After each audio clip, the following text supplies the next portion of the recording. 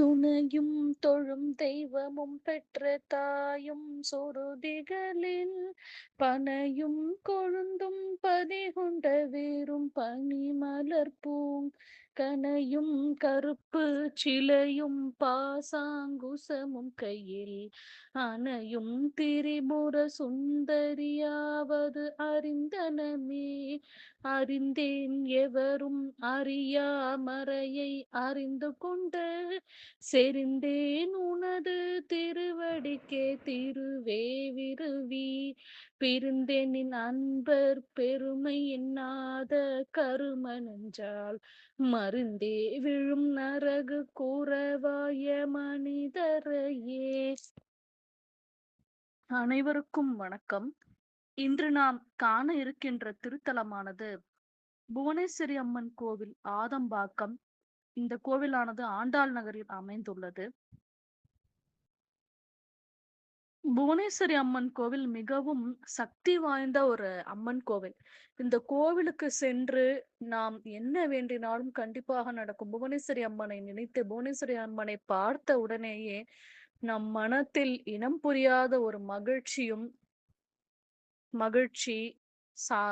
மகிழ்ச்சியும் அமைதி, மன அமைதி எல்லாமே நமக்கு அந்த கோவிலுக்கு சென்றவுடனே கிடைக்கும். வேண்டிய வரங்களை எல்லாம் தருபவளே இந்த புவனேஸ்வரி அம்மன்.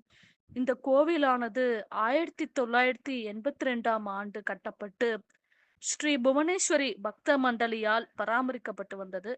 புதுக்கோட்டை ஸ்ரீ புவனேஸ்வரி பீடத்தை நிறுவுவதில் முக்கிய பங்கு வகித்தவர்தான் இந்த சாந்தானந்த சுவாமிகள் என்பவர்.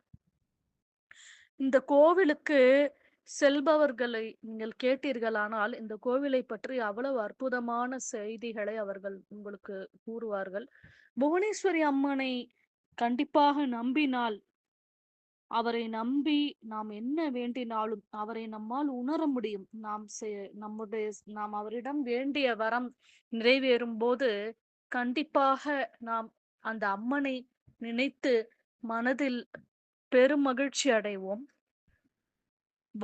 எப்போதெல்லாம் வாய்ப்பு கிடைக்கிறதோ அப்போதெல்லாம் புவனேஸ்வரி அம்மன் கோவிலுக்கு சென்று வழிபடுங்கள். எனக்கும் அந்த வாய்ப்பானது எப்போதெல்லாம் கிடைக்கிறதோ நான் புவனேஸ்வரி அம்மன் கோவிலுக்கு சென்று புவனேஸ்வரி அம்மனை வழிபட்டு வீடு திரும்புவேன். அருமையான கோவில். புவனேஸ்வரி அம்மன் உள்ளார். அவர்தான் அந்த கோவிலின் மூலவர். விநாயகர், முருகப்பெருமான், துர்க்கை, ஐயப்பன், இப்படி எல்லா தெய்வங்களும் அந்த கோவிலில் உள்ளனர். சிவபெருமான், அருமையான அற்புதமான வழிபட